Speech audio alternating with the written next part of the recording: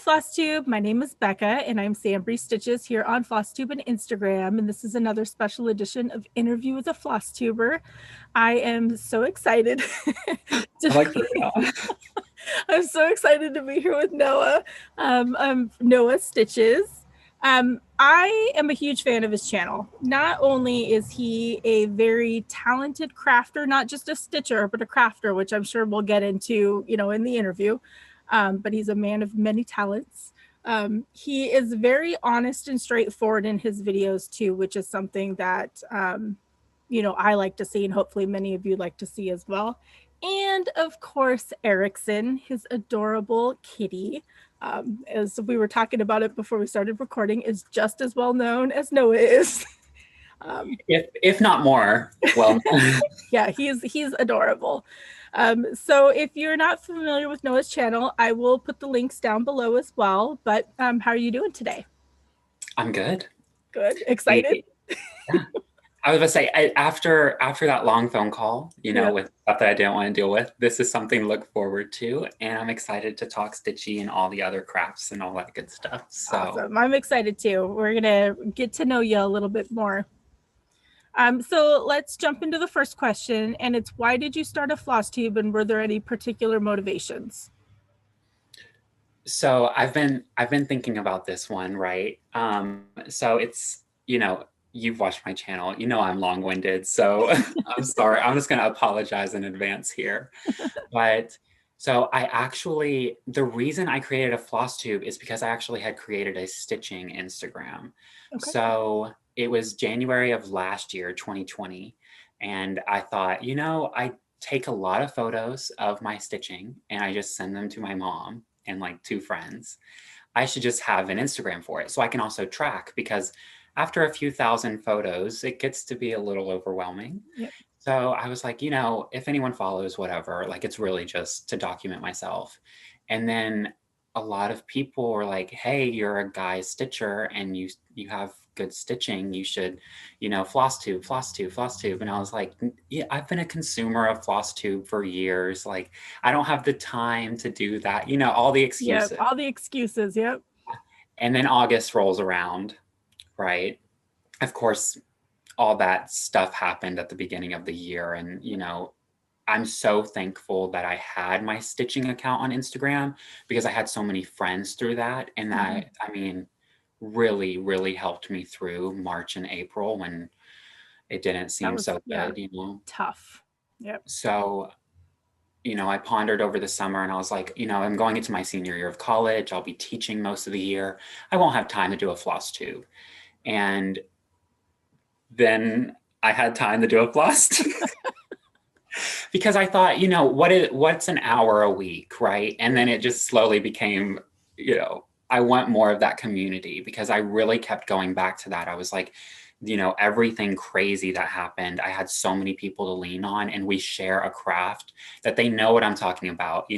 When I say even weave or classic color works, it's not like, okay, like my friends do, So of course, just the community, I think, and that's what's keeping me going. I love the people I've met through Flosstube. So yeah, we have such an amazing community.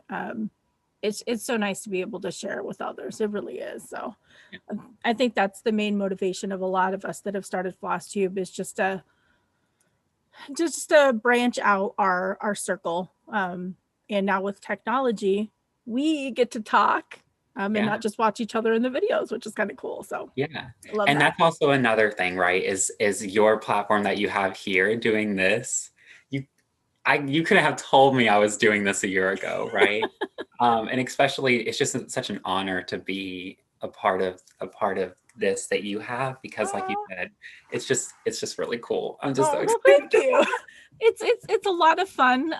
And I started the interviews, so that people had like extra content to watch during, the lockdown and the quarantine and all the craziness. And I wasn't really gonna like continue it. It was just something, extra, and people enjoyed it and they look forward to Sundays. And so I just kept going, and I love it. I love getting to talk to you guys too. Like it's cool. It's just so cool. Yeah. So I'm glad that you're happy for doing it as well. I'm excited. I'm stoked. So Let's get on to the next question. And this one's a subscriber question. And I was just wondering if you had a blog of any sort. I do not. So that's probably one of the ventures I haven't had through all of this. I'm not saying I never would have one, but at the moment I do not. Yeah. I think Instagram and Flosstube are kind of the new way to keep track of everything. So was Erickson down there? Yes, Oh, he has a specific meow when he wants to be held, and I'm aware of it. So that was the meow. He's I love ready. that. We're learning the meows. My daughter got a kitten, and we're learning her meows of when she doesn't like to be like left alone or something. So that's so cute. And he'll probably hang out here for a minute and then try to eat my hand, and I'll have to put him back down. And then he'll be getting down. All right. So let's continue on a little bit. And it's, how did you learn to stitch, and how long have you been stitching? So I originally learned how to stitch. Actually, my mom sent me a. That's such a cute post. It's very distracting. I'm sorry. Oh, no, I don't mind at all. Again, he's more famous than I am, more well known, I should say. So my mom actually sent me a picture of my first cross stitch just a couple of days ago. It was a Lightning McQueen race car. Cool. And when I had never remembered that until she showed me that photo. And I immediately came back as like a resurfaced memory. And I remember sitting down and stitching that and being so frustrated. I was like 5, 6. I told you he'd go after my hand in a minute. Yeah, there you go. So, but learn the basics then. And then I didn't really pick it back up until I was 15. Okay. Did a little kit from Hobby Lobby. And so I went from the Lightning McQueen cross stitch, the little itty bitty one. And then around 14, 15, I picked up my first real cross stitch, right?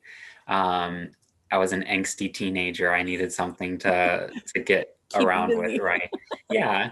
And my mom was, of course, supportive because she cross stitched on and off throughout my life. And so to see her pieces in the house and stuff, I was like, okay, I can get behind this. I was rightfully enabled, I should say. Nice. And so stitched a little Hobby Lobby kit. And then after that, I was like, okay, we're going big or going home. And so I got the Thomas Kincaid Disney collection Lion King one that on 18 count Aida is 16 inches by 12 inches full coverage. That's crazy. And to think that I got that done in under a year, because that's all I worked on for every single weekend or every night. Like I vividly remember turning down parties and going places because I wanted to stitch on that. Nice. And I'm okay with that because I love stitching and I don't regret any of that. And then I moved off to college a few years later, did some smaller cross stitches in between, paused stitching for a little while. Didn't really know that I did it, like that I had paused it, right? Mm-hmm. And then just a couple of years ago, I picked it right back up and Etsy and all that stuff. And then of course I had been keeping up with the Flosstube and viewing all of that. And next thing I know, I'm sitting here with you with, I think I counted last year, it was like 20 something finishes or something. And I'm like, okay, what can I finish now? I'm constantly. That's exciting. Yeah. That's a big accomplishment. Yeah. But that Thomas Kincaid, I have the smaller, what is it, like 4x5 Beauty and the Beast one that I haven't opened.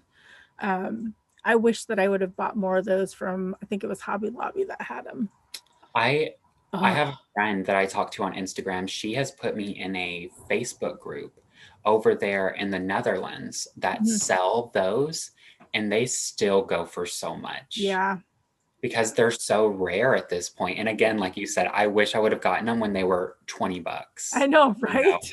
Because I was like, oh, I'm not ever going to stitch any more of these, because it was so large. No, I want one. Yeah. Like, what was I saying? Exactly.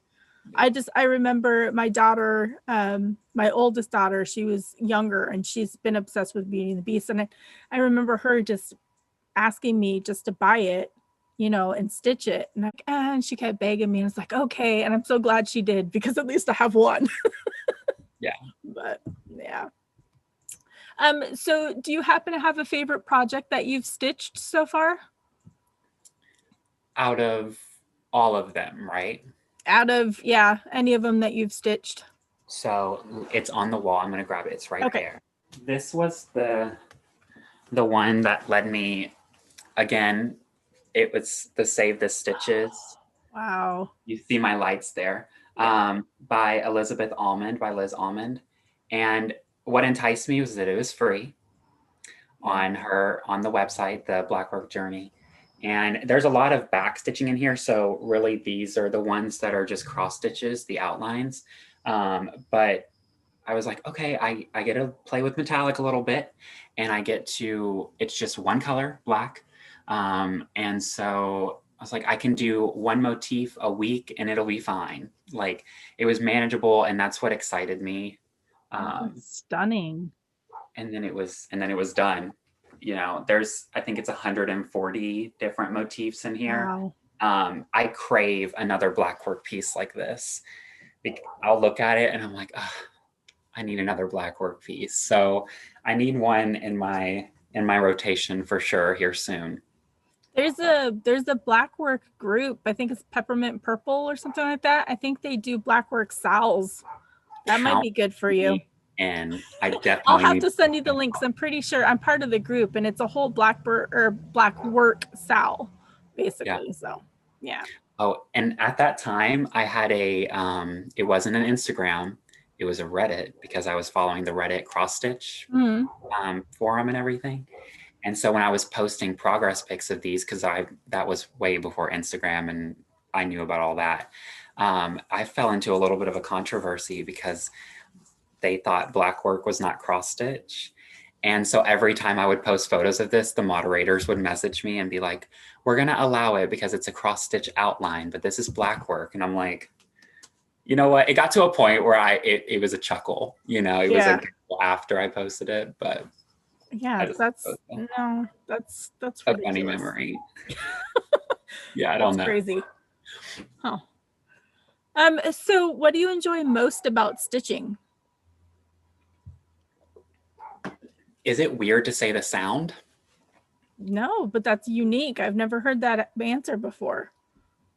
So I love the way that the thread goes through the fabric. I don't know why. It's just something that, I guess it's the rhythm of it. Yeah. And I don't mean like the where it's like it sounds like it's ripping, but just like there's a sound, you know. Yeah, I do. Yeah. Yeah. And so I enjoyed that. That's probably my favorite part of stitching when it comes to like weird stuff. But then you know, the best part about it is like having my own space to do what I want to do and be creative, because it is a huge creative outlet for me. Days that I don't stitch, I find that I'm like really stressed out. Even if I only stitch for 20 minutes, it's still something, and I feel like I was productive. Yep. So in, you know, tougher times, like having something to work towards, like a little goal, was always something that helped me through. And that's probably like the biggest thing, really. Yeah.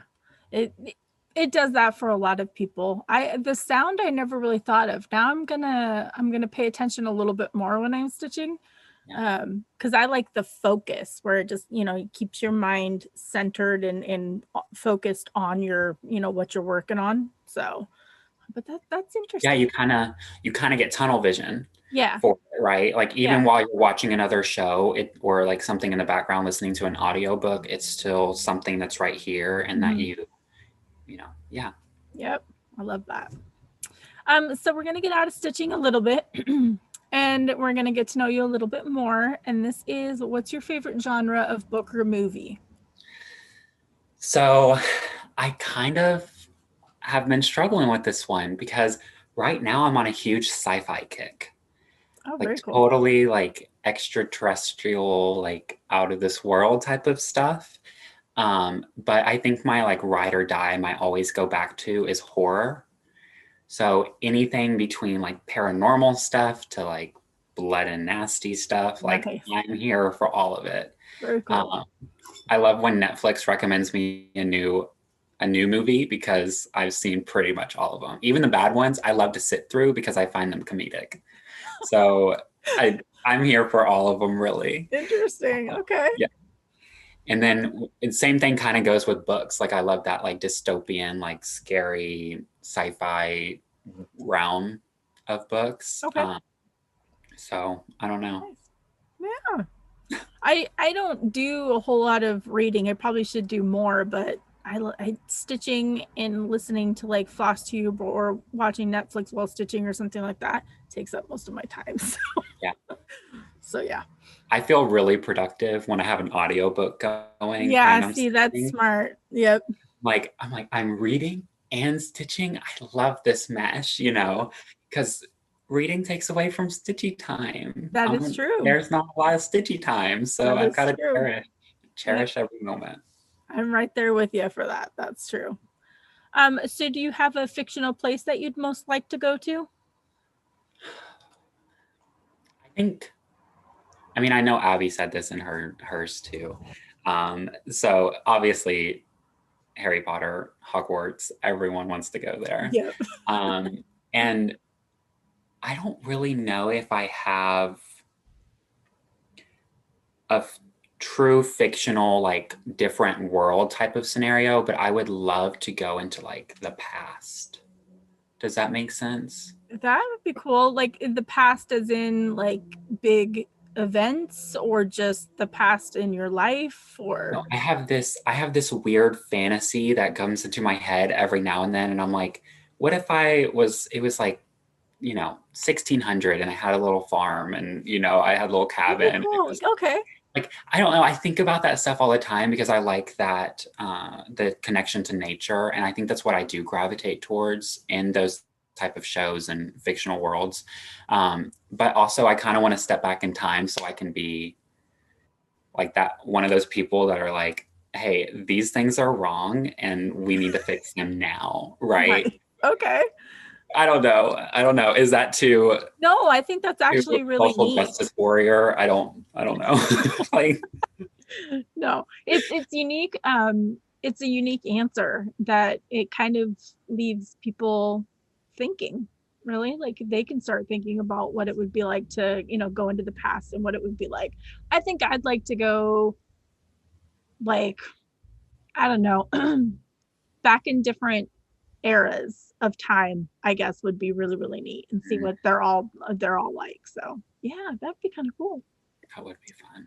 Yeah. So if you could choose to do anything for a day, what would it be? Stitching. And I try to do that for a full day when I can. Um, I think it's changed with getting Erickson now, because before it would be like I just want to sit there and I just want to watch Netflix and stitch and just like chill, Yeah. right? And now it's like every couple hours I'm like, hey, you want to play? Like I'm like, let's get up and play. Like I'm really enjoying that kitten stage of That's like, cool. bothering him until he plays. Which doesn't do me well when I'm trying to do something like this and he wants to And he play. wants to play. Uh-huh. Because I am to blame Payback. for that one, right? So now I would definitely say stitching, relaxing, like playing video games, not getting in that mindset of like I have to stitch the full day for me to have a great day. Mm-hmm. But then also, of course, like just spending time with him and just hanging out. Yeah. So just a nice, relaxing, kind of quiet day of Yeah. stitching, playing with Katie. Yeah. I think that'd be fun. Yeah. So I'm really excited about this one because anybody who has watched your channel kind of has an idea of the answer to this. But it's, do you have any other hobbies besides cross stitch? Yes. So I like to dabble. I tell people all the time, actually, I think I say this in every single video, that I'm gonna talk, my videos are for cross stitchers and knitters and quilters and crocheters and diamond painters now, because that's a new thing that I've gotten into. And then I only ever show like one other craft, but no, so I've quilted more. I have 2 finished quilts. So I do quilt enough to understand, right? I'm not a pro. Hey, stop that, dude. He's trying to jump up and get the curtain. So I've dabbled enough. And knitting, I've started my first pair of socks. They are Nice. still on their first pair, specifically the first one. I'm just enjoying it. Like I'll think, okay, I'm gonna pick up my knitting for a couple of rows and then I put it back down. I do a lot of crochet work. That's probably been the one that I've done the longest. So I have 1,000,001 crochet blankets around the house because I don't make crochet clothing. I just make blankets. Oh, nice. And so all of my friends have crochet blankets and my mom has crochet blankets and she has her own crochet blankets. So it's always funny. I'm like, so who wants a blanket? You know, because I don't have the room for another one. But then diamond painting fairly recently. I just finished a kitten one that looks like Erickson, of course. And I do have, you're getting like a sneak peek here because I haven't showed anyone. But I do have another diamond painting. These are up to oh, the bird. Oh, that's gonna be fun. These are gonna look so pretty, and they're square diamonds. Yeah. So I haven't tried square diamonds, so that'll even be its own little venture. But my ride or die is cross stitch. That's always the one I pick up first, and then the other ones just kind of fall in. Yeah, if you want something to kind of do. I just dabbled into diamond painting too. So I just ordered a Bigfoot diamond painting that arrived. So I'm excited. I haven't opened it yet, but I'm excited for that. So we can just join that venture together. Yes, that's going to be so much fun. Oh, I'm excited about it. Yeah. This is another one that I'm really curious about. And it's, how would your friends describe you? So I texted my best friend. Again, took a page out of Abby's book on this one. Top knot stitcher. So, because I was thinking, I was like, okay, I can describe myself, but am I only going to relate to cross stitch? Hey, stop, dude. So you know how I took this cross stitch off the wall, and now he's going after the nail on the wall where the cross stitch is at. Erickson, don't look at me like that. Come down. So I texted her and I asked her what she would say. And so she described me as smart but educated. So I asked her to clarify on that. She said that you're street smart and you're book smart. So nice. That's nice. Yeah. I am kind while being brave and fearless for what I stand up for. I am loving and loyal. Amazing trait. Yeah. I may have shed a quiet tear on that one because I thought that was too sweet of her. So, you know, this is one of my favorite questions to ask, because a lot of the people that I've interviewed actually have reached out to find out what their friends would say. And it's really neat for you guys to discover, you know, what they think of you too, because you never really think about that, you know, any other time. So I love hearing that. Yeah. And of course I reciprocated and I was like, this is what I think of you. And I heard that. I was like, if you can do me a favor, I can do you a favor. Like I'll send you something, you know, so. Yeah. Well, then I'm sure you're brighten their day too. So yeah. So we're going to get back into stitching a little bit, and it's, how do you prefer to stitch? Do you use a hoop, a Q-snap, a frame, that kind of stuff?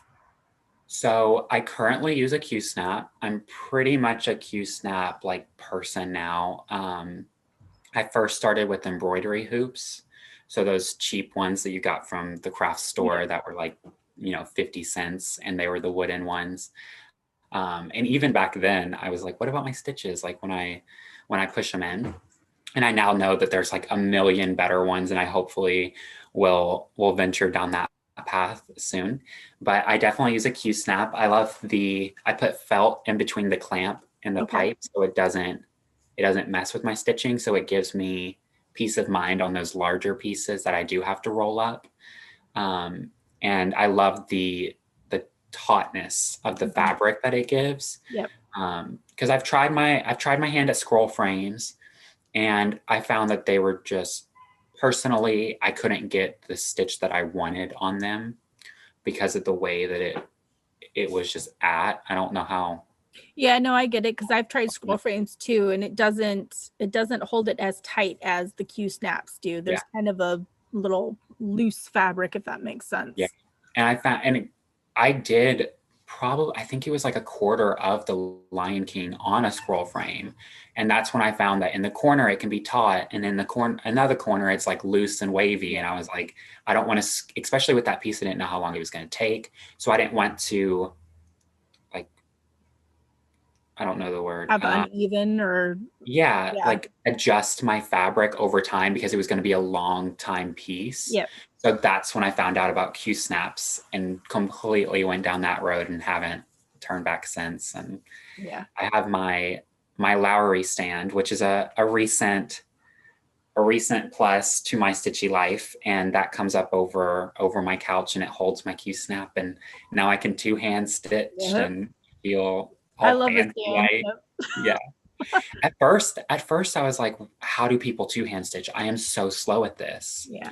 And then someone recommended to put my non-dominant hand on top so I can see Oh, where it's going, and it clicked. okay. Yeah, that makes sense. Now that I'm thinking about it, I do that. Yeah. I Yeah. was like, wait. Yeah. And because before my dominant was on top and my non-dominant was underneath, which is So my you're left trying to hand. find the hole. Yeah. And I was like, I feel like I'm in the right spot. How am I 30 stitches over? Yep. Like, how do people do this? That makes sense. I'm gonna have to get him really quick. Yep, you're fine. He's like, and then he runs off, of course, because he knows he's not supposed to be doing it. Yep. I was hoping for some more kitty cam, but I don't know what he's doing. He's running around playing.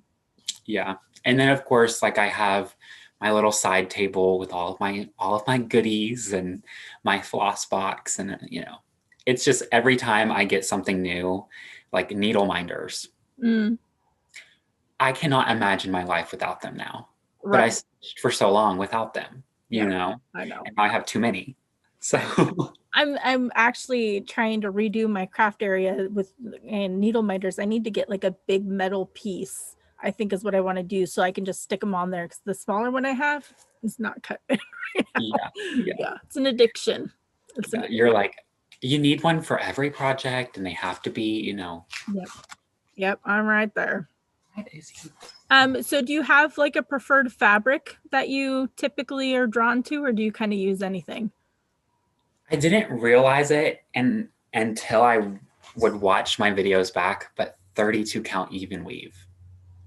I didn't realize how often I gravitated towards that. Mm-hmm. I do love even weave because it feels like Ada to me in terms of it's easier for me to see. I've stitched on linen and I enjoyed my linen, but I found that it would slip behind, or because I pull my stitches pretty tight. Oh, okay. So I found that my stitches were slipping behind, and the look of linen was beautiful. So I was like, how can I intertwine? And that was even weave. Yep. And so I still love my Ada. I just finished that linen and threads on an 18 count Ada. When my eyes are really tired, I love to go to Ada because it's just the next hole, whatever it is. Yeah, it's so easy.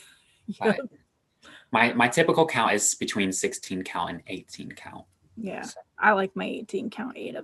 That's what I use all the time now. So yeah. So do you have a favorite place that you've traveled to, and did you bring stitching along when you went? I know we probably haven't traveled within the past year or so, but So my favorite, I was stuck on this one because I kind of have two, and neither one of them had stitching. no. Sadly, because even if it did, I think it would have made it just that much more better, right? So come here. He keeps like coming over to me, and then when I try to hold him, he darts. He's being weird. Okay, so my first place that I thought of was Chicago, and I went in 2017, the summer of 2017. It was my senior trip with my mom because I didn't go on my actual senior trip. Oh, okay. I went with her over the summer. It was my first ever airplane ride. And I just spent a week in Chicago with my mom. And I know that kind of sounds lame, but it definitely wasn't.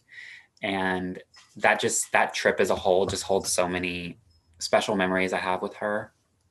And then probably my next runner up would be when I went to South Dakota. And so that was just a few months after Chicago. And it was in the winter. And I went alone. So I wanted to see Mount Rushmore in the winter because I had always seen photos of it with the That would be snow over amazing. it. And I was like, I have to go. And so I did my first ever solo trip. And that one holds such a high place for me too, because it really showed myself that I can be independent. Like I had just turned 18. I was ready to take on the world, and there was so much learning in that I just really, that's one of my favorites. So That's amazing. So 2017 was a good year of travel for you. it really was. It made up for this past year, and I didn't know it yet. Yeah, that's true. So what can you not do without for your stitching? Like your favorite go-to must have besides like, your fabric and your floss and your needle. I would say Q snap, but we already know about my love of Q snaps. Like I try to stitch in hand, can't. Yep. But other than that, I probably say my thread magic. Oh, okay. Because I like the really, really long strands of floss. I do too, but I don't use that. I do. I sometimes when I'm unbobbinating something to stitch with it, I'm like, what type of energy did I have that night? Because this is like the shortest strand of floss that I cut. Like I cut some, and I'm like, what was I doing? What did I not see it? Like that I like my really long strands of floss, and with that thread heaven, it makes it to where it doesn't kink or it doesn't knot as easily. Could just be something that's in my head and that I'm just projecting, but I think it works. I might have to try that because I'm the same way. I think I did like 1 or 2 stitch with me videos, during last year's lockdown time. And people were making comments because I had such a long thread that I was like, but it always knots. And I never thought to use thread heaven or anything like that. So I'll have to try it because if it doesn't knot for you, it'll give me, it's worth a shot. So yeah. And I swear by it too. I really do think it helps lay the stitches flatter. Okay. Don't know. It could still be in my head. Well, I think maybe because even with one strand, which how I stitch, it doesn't get as twisted, but you still need to drop it and kind of. So I think with that, maybe it keeps it straighter, if that makes sense, and doesn't twist as much. Who knows? And with my 1/1 pieces where I'm using one strand over one and it's like a 28 count or something, I can't stitch without it because it frays too quickly on me.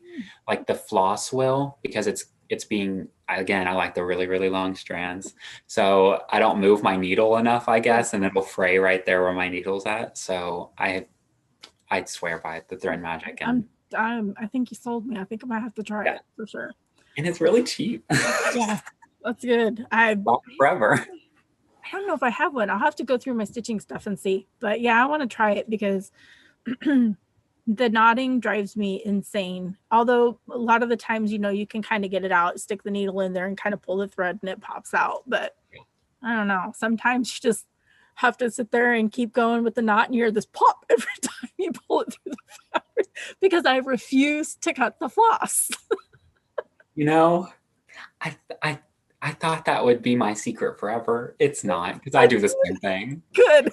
I was talking about the sound earlier. Yeah. That's one of them. I don't enjoy that one, but that's one. Yeah, that one I hear more often than I think I really want to. But yeah, that little pop when it goes through the fabric, I was like, oh, but I won't cut it. Till the knot's on the back so you can stitch over the knot when it's short enough so you don't have that much floss. Yep. Oh, yay. I'm glad I'm not alone. Our secret is out now. Right. Oh, no. Yeah. There's no stitching police. We can do what we want. So we're good. We're good. Yeah. All right. So this is kind of a fun one. It's how do you decide on what you're going to work on next? So throughout the day, I think about it. So I typically, I'll sit there and I'll think about coming home and stitching, and I'm like, okay, what do I want to pick up? And it's more about just kind of like what I'm thinking about that day. I kind of crave that stitching piece, if that makes any sense.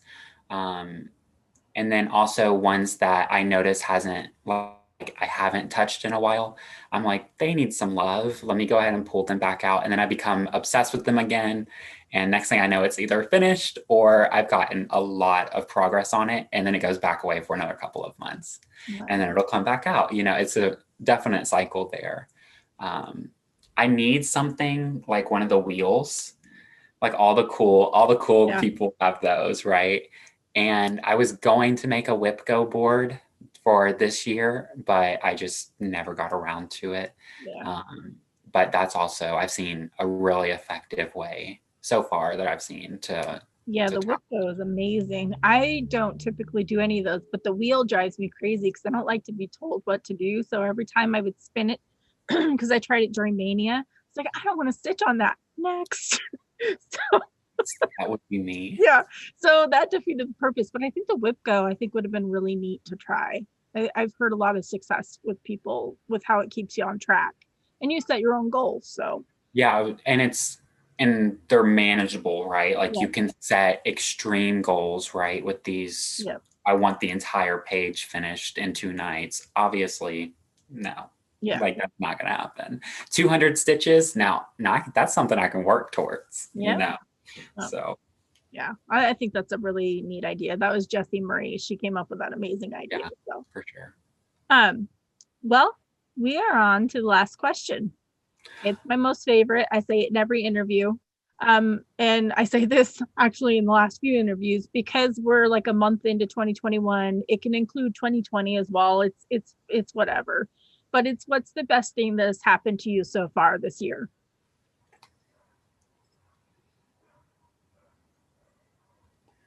It's a challenging one, I think. That's why I put it at the end. Yeah, and it's something where we could go back into 2020 and think on that too. Um, I think the best thing that has happened to me in 2021 is being able to student teach in person. So last year, of course, like everything got really, really crazy with the schools and virtual and all of that. And I am in an underprivileged school. They are underrepresented and marginalized, and they don't have resources that other schools have, and they just need that extra bit of love. And so the first few weeks of this year, we were virtual, and I saw that disconnect that they had, and I couldn't love on them, right? And so it's really been a blessing to have them in person. And I literally wake up every morning and I'm like, okay, I get to go see all the little kiddos, right? That's awesome. Um, of course, all the safety precautions and all that jazz to keep it that way. But that's probably been the best thing that has happened to me in 2021. Because for a while, it didn't seem like it was going to happen. So now that it's here, I'm not going to just take it for granted. So, yeah. You're a very good person. Wow.